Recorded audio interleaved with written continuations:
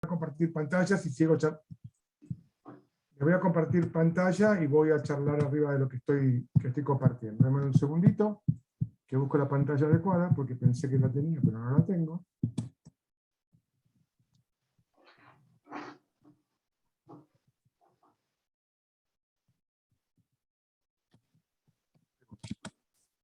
¿Está viendo mi pantalla? Sí. Bueno, un poco la idea de hoy es ver algo de lo que está escrito como título acá. Y como les decía antes, yo empecé a trabajar en 2 o 3 cosas que me interesaban desde el punto de vista práctico. Primero, no sé si les gustan los juegos de Electro o no les gustan los juegos de Electro. El que quiere contestar, contesta. Tenemos un especialista que es Alejandro Villamil, lo cual me va a ayudar eventualmente que haya algún tipo de duda con respecto a las cosas. Así que bueno, empezamos por algo. Y lo primero que voy a empezar es por mostrar...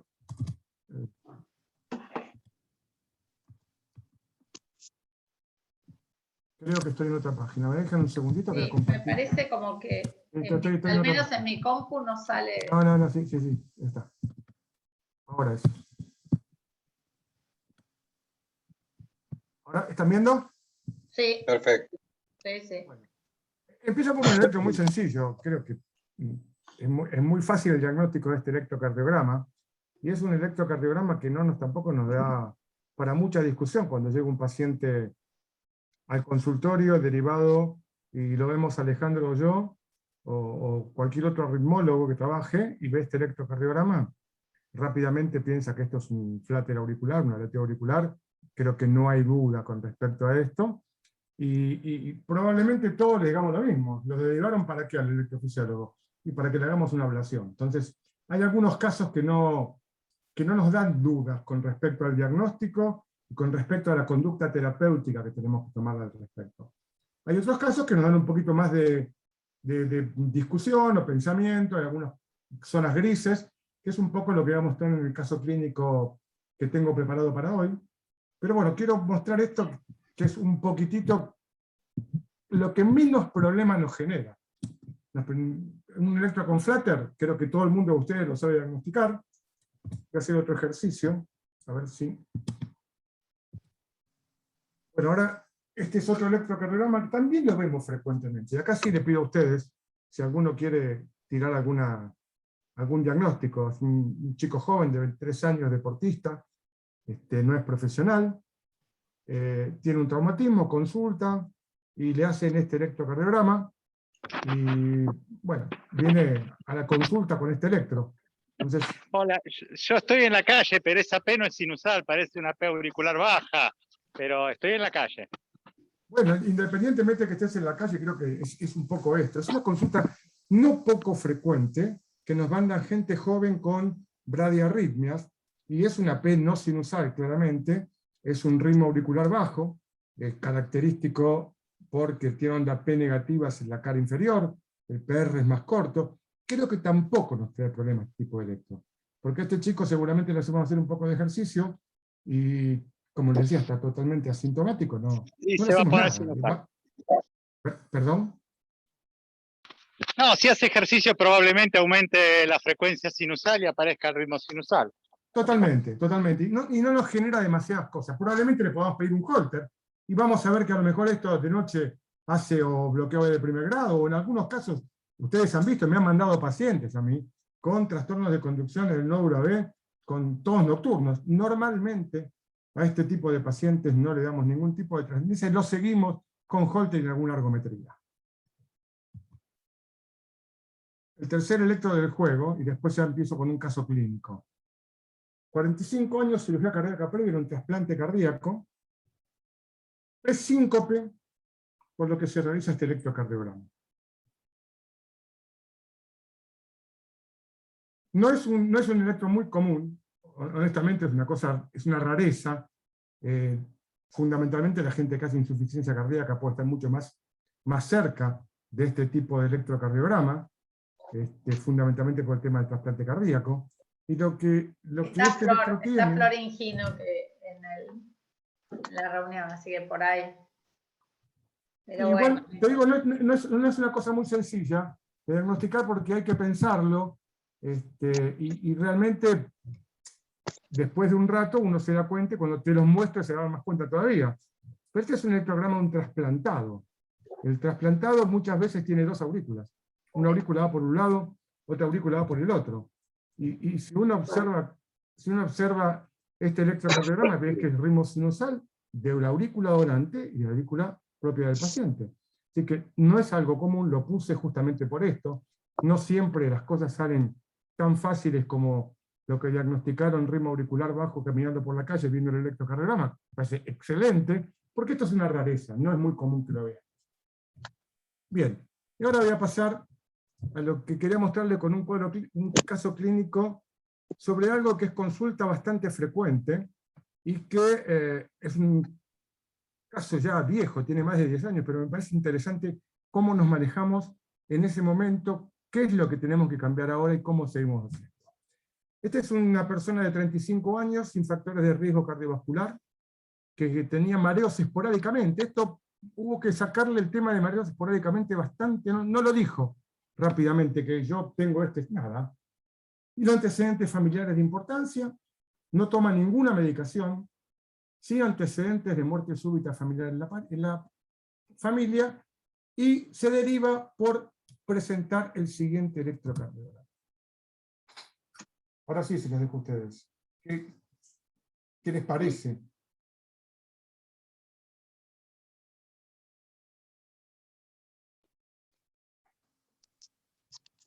Son muchas de las cosas que vemos en consultorio, a lo mejor Alejandro y yo, por derivación, o muchas cosas que aparecen en el chat. Y aparece Jennifer mandando un cuadrito, chicos, miren qué tal cosa, o es algo que nos genera dudas constantemente. Sí, No cada es vez que vemos un ST en precordiales derechas, que baja medio raro, medio carpita, medio que se hunde, siempre estamos con este mismo tema, ¿no? Exactamente, siempre estamos con el mismo tema. ¿Es un Brugada o no es un Brugada? Es ese punto en cuestión. Este chico, el día que trajo el electro, unos meses antes, o unos días antes, se había hecho otro electrocardiograma. Casi. Que ya es un poquitito más claro. Un poquito más acá. Es un poquitito más claro, que tiene un ST elevado. Ale, vos lo podés, perdón, Clau, vos lo podés marcar con tu cursor. Sí. Déjame que pongo el... Para todos. A ver, ¿dónde tengo acá? Un segundo.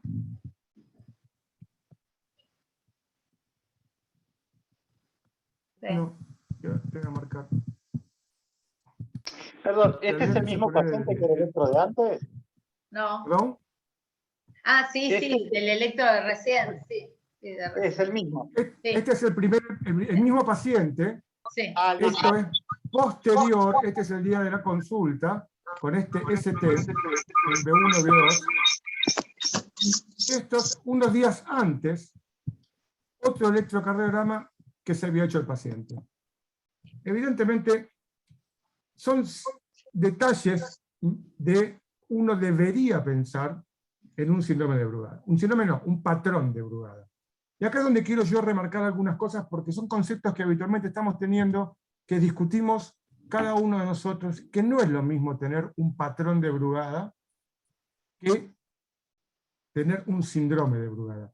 Ya vamos a hablar un poquitito más dentro de esta conversación. Esto es claramente lo que todo el mundo conoce, cuáles son las diferencias entre un tipo u otro de patrón de Brugada. Esto es la publicación hecha y ya característica de todos los libros. El patrón tipo 1 tiene que tener un ST mayor a 2 milímetros con onda T negativa. Onda T negativa, claramente negativo. El ST es tipo cóncavo, siempre es tipo cóncavo, y la diferencia con el tipo 2 es que también es mayor de 2 milímetros, pero fíjense, es muy claro en B2 acá, que es en tipo silla de montar. Creo que todo el mundo tiene este concepto. Creo que lo que hay que remarcar acá, fundamentalmente, es que el tipo 3, que no es muy comúnmente visto, es el que tiene igual que el tipo 2, pero con menos de 2 milímetros de ST. ¿Cuál es el punto importante acá? El diagnóstico de Brugada solo se hace con el tipo 1. El paciente que un electrocardiograma muestra tipo 2 o tipo 3, ya no se considera un paciente de riesgo con diagnóstico de Brugada. El síndrome de Brugada se va a hacer exclusivamente con el tipo 1, es decir, aquel que tiene un ST mayor de 2 milímetros en B1, B2 y hasta a veces en B3, de características cóncavas, y la onda T es negativa. Esto quiero que quede bien claro porque son conductas que tenemos que tener marcadas de cuándo vamos a hacer el diagnóstico de patrón tipo 1, que es el que nos va a preocupar fundamentalmente cuando el paciente es asintomático. Volviendo al cuadro clínico. Claudio, Antes. para agregar algo. De cualquier manera, también cuando tenés la patente 2 coincido plenamente, ¿no? Todo lo que has dicho está muy, muy didáctico. Pero cuando tenés el 2 podés ver lo que se llama el ángulo beta, y eso lo hemos puesto en el chat en varias oportunidades. Exactamente. Podemos tocarlo, sí, porque siempre en el chat sale, no cumple por el ángulo. Claro, bueno, básicamente es la inclinación de la onda R', que debe hacerse como una línea que siga. Acá más en B2 lo vas a ver, me parece más claro, es el descenso de esa onda R que, prolongada hasta la línea isoeléctrica, marca un ángulo entre lo que sería la línea horizontal del trazado y el ángulo beta tiene que tener un porcentaje que ahora no me acuerdo exactamente, que es lo suficientemente sensible y específico para determinar si vale la pena en ese caso hacer una prueba farmacológica para pasarlo de tipo 2 a tipo 1 con esa condición. Ahora lo busco bien, para no decir exactamente. El punto que comentaba Alejandro justamente es muy importante, mostrar que el tipo 2 puede pasar al tipo 1. Esa es una de las cosas que tenemos que tener en cuenta. Es decir, que el Brugada en general tiene una variabilidad día a día, hora a hora, y patrón a patrón. Entonces, es muy importante que uno tenga este tipo de información, porque si el paciente se mantiene en tipo 2, constantemente, el tipo 3 ya casi ni juega. Si el paciente se tiene en tipo 2, lo que hay que hacer es ver si pasa al tipo 1. Es raro que espontáneamente, y este ángulo beta es el que nos va a marcar la información de si puede pasar y se justifica sensibilizar al paciente. El otro tema que todo el mundo pregunta es el tema de las precordiales altas, que sí son las necesarias porque desenmascaran directamente lo que puede llegar a ser un tipo 1 dudoso, como fue nuestro paciente. En el primer electro teníamos un poquito de dudas, podemos utilizar este tipo de información. Pero para no irme del caso clínico, uno puede tener muchas veces... Ale, en esas precordiales altas, a la izquierda estaba bajas y a la derecha estaba altas. ¿Era ese? Estos del lado izquierdo está la B1, del lado derecho está la B2, yo me estoy poniendo al revés. Del lado derecho, si lo miramos al paciente, está la B1, del lado izquierdo está la B2, y esta es la forma que tenemos. B1 común, 1, 2 y 3. Y como es el electrocardiograma y se puede ir modificando en la medida que vayamos subiendo en B1 o en la medida que vayamos subiendo en B2. Acá, por ejemplo, en este caso, ¿confirmaría Brugada? Porque no cambió. Confirmaría Brugada, por supuesto. Es una forma de poder mejorar la forma de ver la sobrelevación del ST, que es claramente, fíjate vos la B2 acá, cuando la pones en el habitual, y cómo se incrementa notablemente. Por eso le pedimos, y todo el mundo ya lo hace, ya de rutina, cuando tiene una duda, le hace precordiales altas. A lo mejor no la hacen en 3 intercostales diferentes, pero lo hacen en uno, y uno puede ir viendo cómo se incrementa ese ST con esa concavidad. Lo que estamos intentando, Claudio y Ale, es que cuando el técnico hace un electro, mire siempre, revise eso antes de desconectar, y si ve supradesnivel que traiga alguna duda, haga directo a las precordiales altas y nos traiga los dos electros. Sería bueno, pero si el técnico no lo hace, los que tenemos que estar con los ojos abiertos somos nosotros. Sí, Nosotros tenemos más responsabilidades que los técnicos. obvio. Pero si el técnico está formado en esto, lo lee y sabe, y encuentra algo raro, pero es muchísimo mejor que te lo mande con las precordiales altas hechas. Pero si no, si nosotros tenemos las dudas, tenemos que pedirlo. Esto no es nuestro, pero un poco es para ver un poquito la variabilidad que uno puede encontrar muchas veces y la diferencia que hay entre un tipo 1, un tipo 2 y un tipo 3. Este es claramente un tipo 1, este es claramente un tipo 2 en silla de montar, y este es claramente un tipo 3. Vuelvo a decirlo, esto es del libro, es para mostrar los ejemplos de un electrocardiograma en tipo 1, tipo 2 y tipo 3. No nos podemos olvidar que hay un montón de cosas hoy en día que pueden simular a un síndrome de Brugada o un patrón de Brugada. Eso se llaman hoy en día las fenocopias de Brugada. Y están descritas en un montón de lugares. Una tromboembolia de pulmón puede generar algo similar, por dar un ejemplo, de una similar a un Brugada, y en realidad no lo es. Hay mucha publicación, hay un médico argentino que se llama Baranchuk, que a lo mejor ustedes lo conocen, trabajó muchísimo en el tema de fenocopias, pero la lista es cada vez mayor, y las drogas que pueden generar este tipo de manifestación similar a Brugada también son muchas, hasta los antiarrítmicos convencionales. No hablemos de los bloqueantes de canales de sodio, ¿no? Que son los que usamos para sensibilizar. Pero hay un montón de razones en las cuales uno puede pensar en fenocopias de Brugada. Ahora, la pregunta ¿es este patrón tipo 1 diagnóstico definitivo de síndrome de Brugada? No. No. Para nosotros llamar síndrome de Brugada, tiene que haber un tipo 1, espontáneo o provocado, combinado a una de estas 5 cosas. O tiene que haber tenido fibrilación ventricular documentada, o tiene que haber tenido una taquicardia ventricular polimórfica documentada. Hay algunos casos clínicos tipo case report que muestran algunas taquicardias ventriculares monomórficas, en Brugada rara, excepcional, normalmente es polimórfica.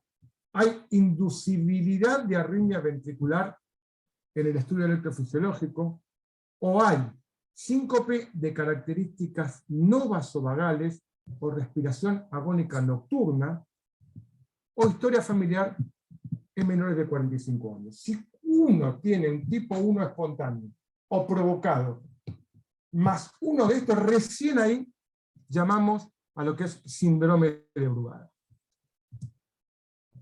Entonces, si yo vuelvo al paciente ahora, vuelvo al paciente con el electrocardiograma dudoso pero tirando Brugada, ¿qué le hago?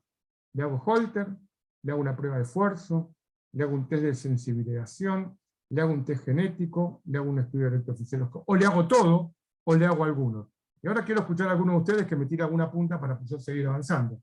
Porque yo sé lo que le hice, entonces no quiero sesgar la información. ¿El Holter nos sirve? Pensemos en el paciente que parecía un tipo 1.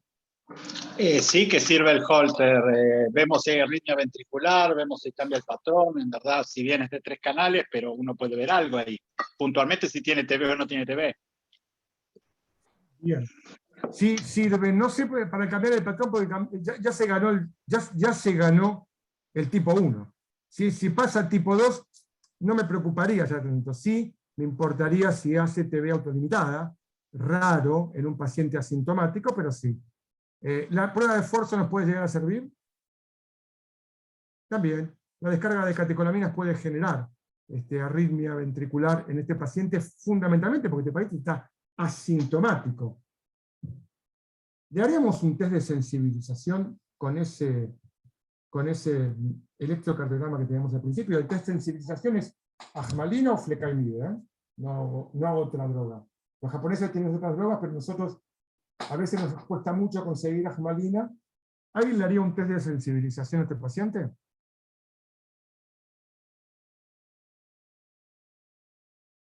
Bueno, yo test genético de movida no es muy fácil hacerlo. Mandar a hacer un estudio electrofisiológico es una posibilidad, una estimulación ventricular programada. Ale, Yo les cuento lo que Claudio, hice. en el test genético, ¿qué chances tengo? ¿Qué tipo? Por ahí está Josefina Parodi también y está Flor Higino. ¿Por ahí tengo alguna chance de algún panel que incluya esto? Mirá, el test genético está muy, a mi criterio, y por favor están las chicas que pueden aportar algo más, o Alejandro que pueda aportar algo más. El test genético está muy dudoso con respecto al pronóstico del paciente asintomático. ¿Por qué? Porque en realidad hay muchas variantes, pero hay muchísimas mutaciones. Entonces, el tema está, la variante no me va a decir nada, me va a decir más la mutación que la variante. Y hay algunas mutaciones que se asocian, vos fíjate a dónde, a la enfermedad del nódulo sinusal. Todo aquello que se asocia a la enfermedad sinusal como mutación en el SCN5A tiene peor pronóstico. Así que hoy el test genético me sirve para decir si tengo variantes pertenecientes a este tipo de gen. Pero lo que más me va a importar es la mutación. Y como hay 300 mutaciones, todavía a mí personalmente no me da mucha seguridad que con el test genético me pueda generar pronóstico en el asintomático. No sé si Ale o las chicas tienen algún No, comentario más. para agregar algo, lo que coincido plenamente, pero además, bueno, el test genético da positivo nada más que, por decirlo más o menos, un 30%. El resto de los pacientes son negativos, pero son claramente de Brugada. Lo que pasa es que probablemente tengan variantes genéticas que no están tan identificadas genéticamente. Entonces no es que es blanco o negro. Quedan muchos grises en el medio y si te da positivo, fantástico, pero si te da negativo, tampoco lo excluye el síndrome. Entonces, como dice Claudio, te puede servir en algunos casos para identificar fenotipos más peligrosos, pero todavía es un espacio todavía muy débil, no hay tanta cantidad que den positivos, ¿no? Y Oh, el test genético positivo en alguien asintomático cambia realmente la conducta. Uno le pone un desfibrilador implantable. No. Hoy por hoy no. Hoy por hoy no. En un paciente asintomático yo por lo menos no tomo el test genético como para decir tiene riesgo de. Tengo otras cosas para hacer que me pueden ayudar más hoy que el test genético. Excepto que justamente te dije el tema de la enfermedad no sinusal, que yo no lo sabía, lo aprendí no hace mucho tiempo, y que son pacientes que es raro, porque son generalmente pacientes jóvenes. Entonces nos tienen que llamar la atención. En un chico o en un paciente joven que tenga bradicardia o enfermedad del nódulo sinusal, más un Brugada. Ojo, ahí sí abrimos los ojos. Pero es raro, ¿no? Yo no le doy demasiada trascendencia desde el punto de vista del pronóstico y a la toma de decisión de tratamiento al test genético, por lo menos yo y en este momento, porque primero que no es fácil hacer el diagnóstico y segundo por la cantidad de mutaciones que tiene. ¿Iban a hacer algún otro comentario? No, iba a hacer un comentario del test genético que, como igual le dijo el doctor, el rédito es más o menos del 25-30% en pacientes diagnosticados con Brugada, o sea, no es tan frecuente la mutación del SCN5A, que es el más común, es el que más se pesquisa, digamos. Hay algunos reportes, pero bueno, como dijo el doctor, de que tienen más eventos los pacientes que tienen esta mutación, pero lo mismo que pasa en las hipertróficas. Hoy en día no hay data robusta para que la presencia de una mutación te tire la vara hacia la colocación de un CDI. Exactamente lo mismo pasa en las hipertróficas y también hay algunas que parecería que tendrían alguna peor evolución o más eventos arrítmicos. No obstante, hoy en día todavía no hay información suficiente como para decir que con este test genético lo colocamos. Si tienen algún paciente para hacer un test genético, yo ya se lo comenté con hipertróficas, pero tengo un laboratorio que nos contactó, a mí y a Flor mandó, que estamos haciendo el estudio gratis e incluye este gen también. Así que si tienen una alta sospecha, y siempre obviamente va a depender de las características del paciente, el rédito diagnóstico del test genético, pero si la sospecha es alta, el test genético hoy tenemos un laboratorio que nos ofrece hacerlo gratis. Así que cualquier cosa lo pueden mandar. Yo creo que, para agregar algo más, que el test genético sirve también más pensando en la familia, ¿no? Para hacer una proyección familiar. No es lo mismo ya definir que esa familia va a tener una chance de tener, entonces hagan un control más específico. En eso me parece que tiene un valor especial. Incluso me parece que si el test genético da positivo, aunque no le pongamos un CDI, vamos a estar más encima del paciente, evaluándolo más, atentos a cualquier sintomatología, etcétera, ¿no? A ver, todo suma, todo suma. El tema es tomar decisiones con respecto a tratamiento, que es donde uno apunta en este tipo de pacientes, ¿no? Porque a mí no me preocupa el paciente, no es que no me preocupa, pobre. El paciente sintomático tiene un camino. La preocupación mayor es el paciente asintomático, en la cual el evento arrítmico no es despreciable, ¿eh? Ojo que un paciente asintomático tiene 0.5% de chance anual de evento arrítmico. Y el evento arrítmico puede ser la primera y última manifestación del paciente, porque se puede manifestar con muerte súbita directamente. Entonces, el test genético para toma de decisión hoy en un asintomático, yo todavía no lo tengo en cuenta. Sí tengo en cuenta otras cosas, que a lo mejor estoy equivocado, pero hay que hacerlo, sí hay que hacerlo, porque probablemente dentro de un par de años tengamos mucha más información. Y aquel que tiene el test genético con su mutación, ya puede ser que tenga un pronóstico determinado. Y otro tema que a mí personalmente a lo mejor tenemos discordancia con esto, es, ¿le hacemos test genético al paciente que tiene o al familiar del paciente que tiene un tipo 1 asintomático? Me parece que no. Yo le haría un test genético al paciente que tiene un 1 sintomático y a sus familiares del sintomático. No sé qué opinan al respecto. No al asintomático, o a la familia del asintomático. Doc, le agradezco la aclaración porque yo tengo un paciente, hola, buenas noches, soy Juliana. Tengo un paciente que su papá tuvo una muerte súbita y en el hospital donde lo internaron le dijeron que había sido por un síndrome de Brugada, cuando el paciente tenía factores de riesgo de enfermedad coronaria, digamos, no recuerdo exactamente porque hace rato que ya no lo veo, pero bueno, él tiene el estigma de que su padre había muerto de Brugada, él asintomático con un electro normal, y siempre me pregunté si no era necesario investigar si él tenía algo genético relacionado con eso. Yo le hice todos los estudios, creo que usted lo vio, no recuerdo el nombre ahora porque hace como 1 año y medio que no lo veo, pero me aclara un poco el panorama porque siempre me quedó la duda de si esos pacientes aún asintomáticos y con electro normal, dado la muerte súbita del padre y ese diagnóstico medio dudoso que encima no pudimos recuperar la historia clínica de la internación, si era necesario. Veo que no es necesario un estudio genético. Totalmente, para mí no, para mí no. Y por otro lado te cuento algo con respecto a este mismo paciente que estás diciendo. Si el papá se murió de muerte súbita y era una persona a lo mejor de 80 años, el promedio de la edad de muerte de los pacientes con Brugada está en el orden entre 40 y 45 años. Así que ya cambia un poco la cosa. Yo tengo un paciente añoso que se muere súbitamente y puedo tener una cantidad de cosas superpuestas que son muy importantes. No, el padre tenía 47, 48 años, el Bueno, chico tiene 22. Ahí se gana más puntos.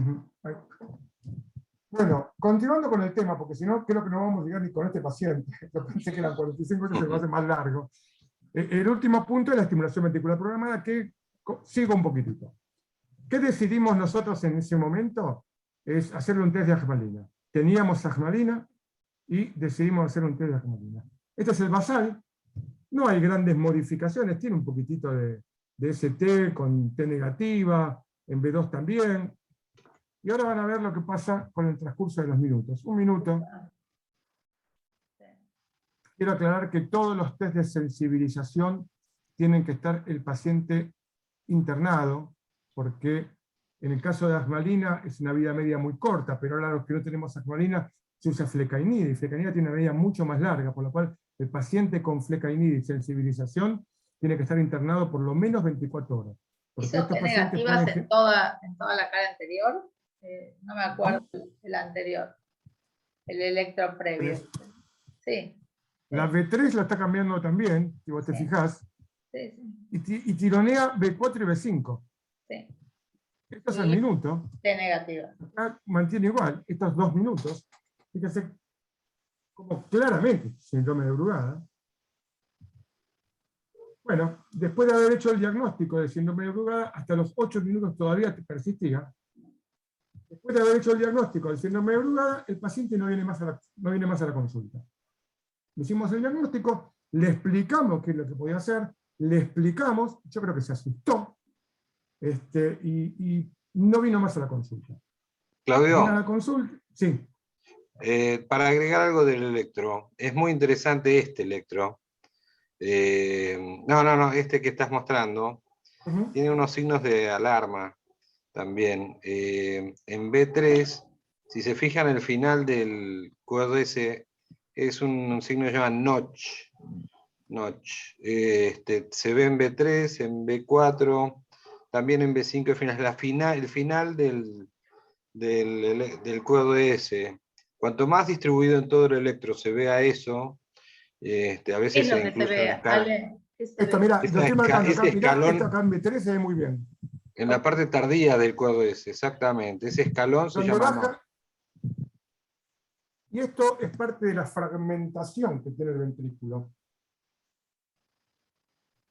Tal Este cual. chico, Sí. ¿queda claro lo que está diciendo Alejandro o lo marco de Sí. nuevo? Sí. B4 en la parte descendente de Eso la es R. Es como un llamado de polarización. escaloncito. Como un Pues, escaloncito. exacto. A veces se llama slew row, o en otros, cuando es así está marcado, notch. En este caso, si nosotros viéramos solo eso, y no la patente de Brugada, sería una situación de polarización precoz. Pero cuando se dan juntas las dos condiciones de Brugada más eso, es uno de los signos de alarma. Así como el cambio de la polaridad de la onda T, en fin, hay varias agravantes dentro de las variantes del electrocardiograma de Brugada que pueden orientar a que el paciente tiene más riesgo que otros, ¿no? Sí, El caso es que perdóname, este Claudio. chico estaba en su casa durmiendo y la mujer lo despierta porque lo sentía, ella pensaba que estaba roncando. Lo despierta, se alarma cuando lo despierta y se va directamente, esto fue nocturno, se va a la guardia del Hospital Subizarreta y le hacen este electrocardiograma. Como se asusta, otra vez vuelve a la consulta y nos muestra este electrocardiograma que un poco es lo que describió Alejandro con respecto al signo de alarma accesorio que había en este momento. Bueno. Vuelve a la consulta, ¿y ahora qué hacemos? ¿Le implantamos un desfibrilador directamente o le hacemos un estudio electrofisiológico? ¿Qué es lo que harían ustedes en este caso? Me imagino que el estudio electrofisiológico debe proveer información adicional, porque si no, lo otro es nada más la acción de protección y nada Lo que más. pasa es que el paciente ya tiene un test de asmalina positivo, Sí. tiene síntomas porque tiene la respiración agónica con las palpitaciones. Yo ya le pondría el CDI, chao. Está bien. Creo que la respuesta es la correcta. ¿eh? La respuesta es un poco, es lo que venimos diciendo con el diagnóstico de síndrome de Brugada. Es paciente con espontáneo, más sensibilizado con síndrome de Brugada, y ya un síntoma mayor. Esto ya es síndrome de Brugada en un paciente sintomático. Así que, si vos te querés ir al implante del desfibrilador, está muy bien. Nosotros le hicimos un electrofisiológico, porque queríamos estar, como dice Meli, un poquito más seguros todavía de lo que estábamos haciendo. Y acá, cuando O sea hacemos que el electrofisiológico, en la práctica se podría poner un totalmente, CDI. totalmente. Por eso te digo que hoy la respuesta que nos dio es la adecuada. Se le podía poner directamente un cardiodesfibrilador. Nosotros Claro. decidimos avanzar y le hicimos un electrofisiológico. Ahora, Dios. para que un electrofisiológico o una estimulación ventricular programada sirva en este grupo de pacientes, no debe ser una estimulación muy agresiva. Tiene que ser una estimulación con 1 o 2 extraestímulos, porque es claro que cuanto menos extraestímulos, es más específico. Claro. La arritmia que vamos a descargar. Este hombre, le hicimos el electrofisiológico, y si ustedes, por supuesto, esto es una fibrilación ventricular que rápidamente, TB polimórfica, fibrilación ventricular. Fíjense las aurículas.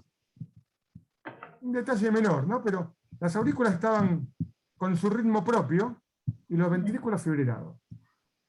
Esta fibrilación ventricular, estábamos nosotros ahí, 35 años, corazón estructuralmente normal, esperábamos que el paciente perdiera la conciencia para chocarlo.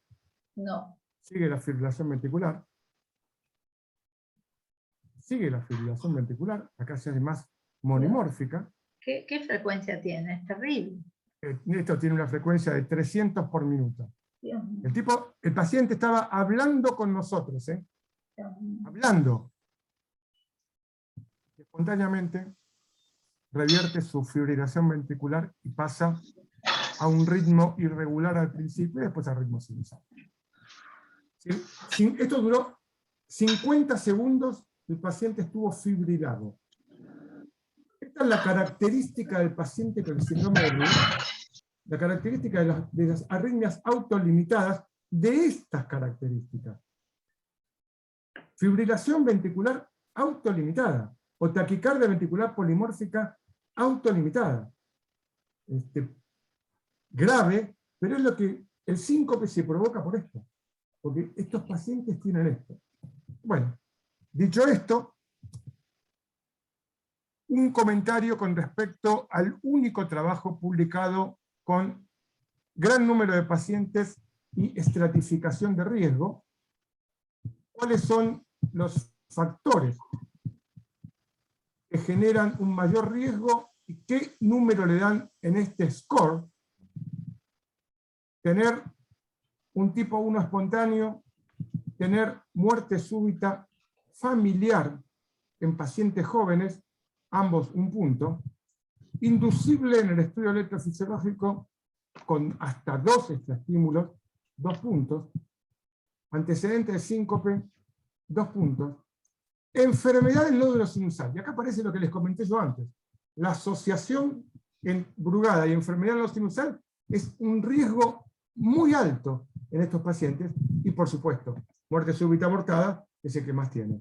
Fíjense la sobrevida de nuestro paciente, inducible en el estudio electrofisiológico, y el agónico, o si queremos poner espontáneo acá, nos va a dar un 3 o un 4. Si es un 4, tiene a 10 años casi un 30% de mortalidad. A 2, si hacemos un espontáneo y creemos que la respiración agónica no se considera un 5, pero nos da un 3, que nos da también un riesgo elevado. Es decir que la única forma en que nosotros no hagamos nada en este grupo de pacientes es con el tipo 1 asintomático. El síntoma es el que nos marca el pronóstico. 2 comentarios más con respecto a este paciente. Me parece que, bueno, esto es, fíjense, le voy a poner 4 o 5 electrocardiogramas y miren B1, B2, B3, para que vean en la internación de este paciente cómo fue cambiando el ST y la onda. El paciente, este es un electro, esto es precordiales altas.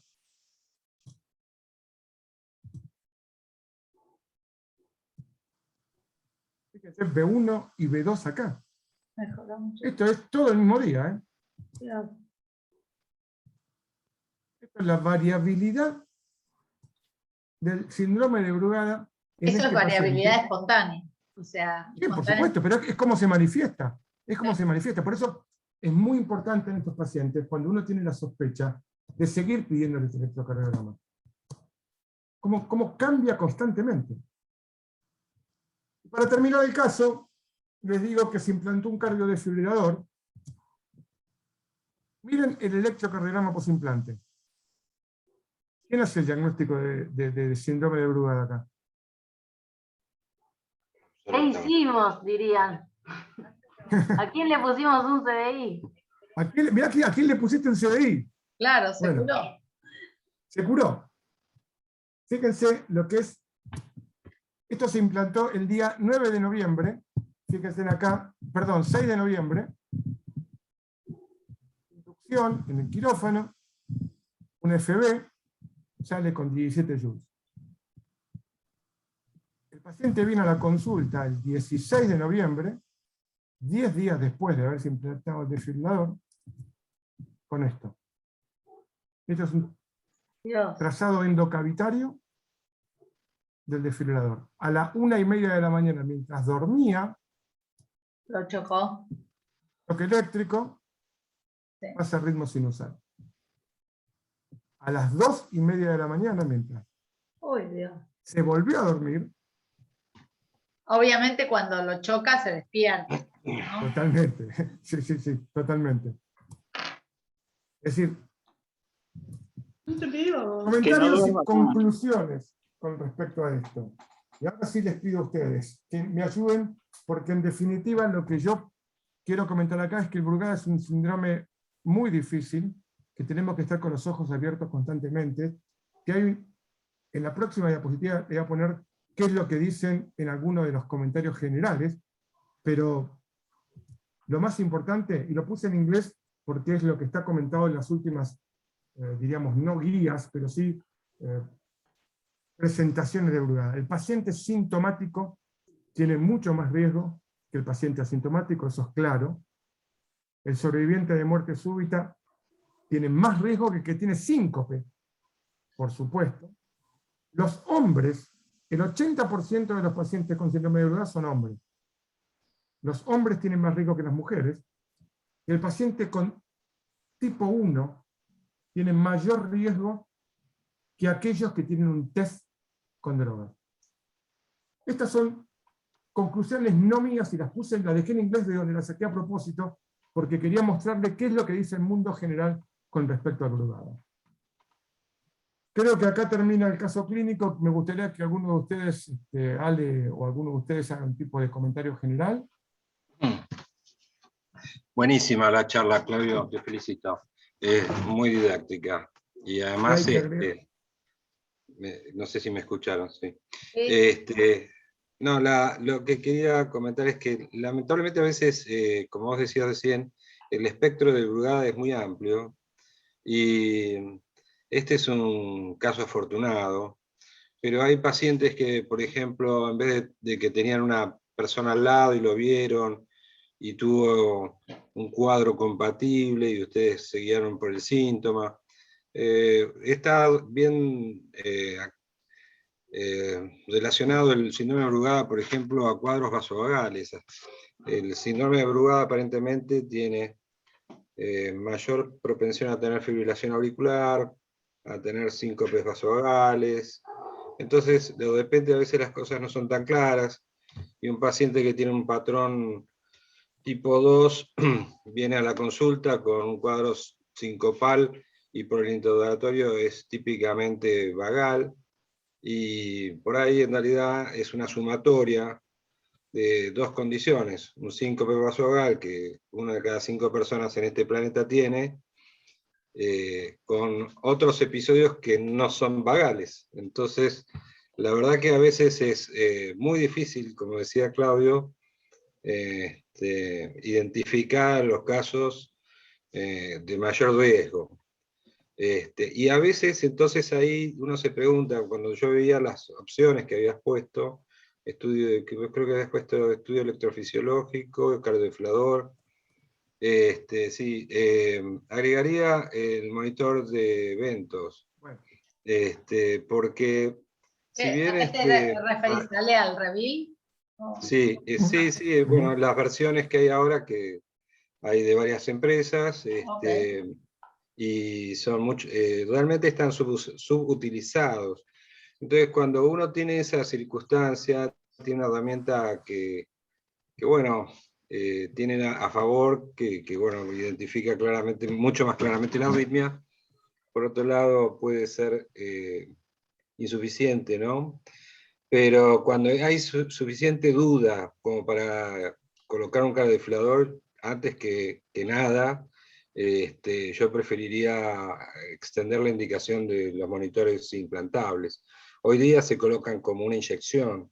Y ¿Sí? No sabía. absolutamente. Sí, es como una jeringa, se hace una pequeña incisión de 5 milímetros, 6 milímetros, y se viene precargado en una jeringa el monitor, y hasta puede tener un sistema sofisticado de conexión, home monitoring, de tal manera que uno puede en menor tiempo establecer un diagnóstico de si el síncope o el cuadro es compatible con una arritmia.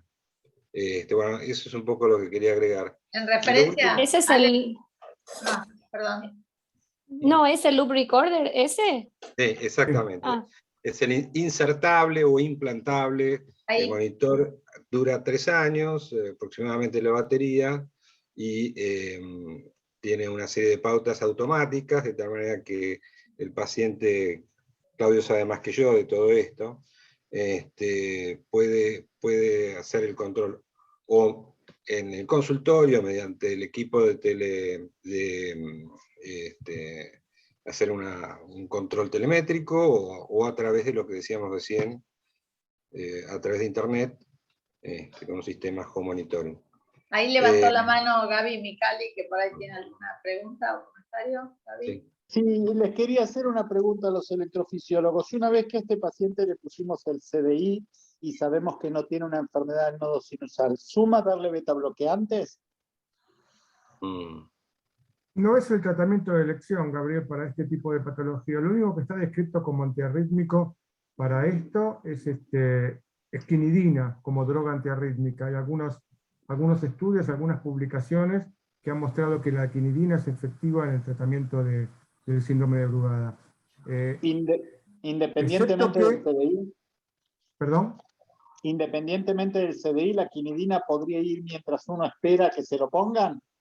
Mientras uno espera que se lo pongan, se le puede dar. A mí personalmente no indicaría quinidina, aunque hay publicaciones al respecto que dicen que tiene buena evolución, yo le pondría directamente un cardiodesfibrilador.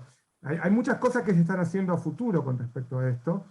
Hay gente que está hablando de ablación del foco o el sustrato, o el foco o el sustrato, pero no hay nada con respecto certero más que el CDI para evitar la muerte súbita. Clarísimo, muchas gracias. En referencia, solo una cosita, en referencia a lo que dijo Ale, de la asociación a fibrilación auricular, a síncope vasovagal, no sé si se acuerdan, el mismo día vinieron 2 Brugadas, hace como 3 años, no me acuerdo, y uno es familiar de una técnica nuestra, nos parecía que ese era seguro, el patrón, pero ambos eran asintomáticos, y fue citado para seguimiento, y a la semana sincopó. Lo llevaron al San Lucas, y le pusieron un cardiodesfibrilador, pero el síncope, si lo interrogabas, era vasovagal. O sea, te parecía, realmente cumplía con todas las pautas clínicas de un vasovagal típico. Por ahí si hubiera tenido un REVIL, si hubiera podido un loop recorder documentar si había mediado arritmia ventricular para el síncope. Pero ¿Sabes qué es como lo que que pasa con...? anotó el síncope y con eso se colocó el dispositivo. 2 o 3 comentarios con respecto a esto. Primero, uno tiene que descartar claramente que no sea un síncope vasovagal. Si es un síncope vasovagal, no es considerado síndrome de Brugada. Si uno considera que... Lo que pasa es que no es sencillo, y a veces nos ponen en un aprieto. Acá lo tenemos a Alejandro, que es medio un especialista en síncope, así que es más fácil para nosotros, porque le mandamos al paciente y si tiene síncope, se lo mandamos a él, pero tiene que descartarse que no sea un vasovagal. Eso número 1. A mí con respecto al REVIL, cosa que entiendo claramente la posición, mi preocupación es que la arritmia que hace el paciente puede ser la última en algún momento determinado, el REVIL me va a servir, pero a lo mejor me sirve también para un paciente que ya tuvo su evento arrítmico. Es difícil, por eso digo, mi conclusión es que el Brugada es una patología muy difícil, porque su última o primera presentación puede ser una arritmia que nos lleve a la muerte. No es sencillo. Y con respecto al paciente que está marcando, Meli, lo interesante de ese paciente, el que lo esté siguiendo, es evaluar si en el seguimiento, ya que tiene puesto un desfibrilador, y se consideró hipotéticamente que era un vasovagal, si tiene recurrencia o tratamiento por el cardiodesfibrilador. Es un buen aprendizaje como para decir, bueno, tenemos un paciente diferente, aprendamos qué pasó con esto, porque tiene puesto un desfibrilador, no sabemos si con la indicación adecuada por el síncope o no. Sí, es difícil. Mira, te voy a contar una breve introducción. Hace muchos años, cuando empezó el tema de Brugada, yo tenía un paciente, amigo, navegante, que tenía un patrón de Brugada, lo llevamos al estudio electrofisiológico y tal como mostró Claudio, con un extraestímulo indujimos una taquicardia ventricular polimórfica con síncope, hubo que chocarlo en el estudio, entonces decidimos ponerle el desfibrilador. Durante todo este tiempo, hasta el día de hoy, pasaron unos 15 años aproximadamente, nunca tuvo terapias, jamás.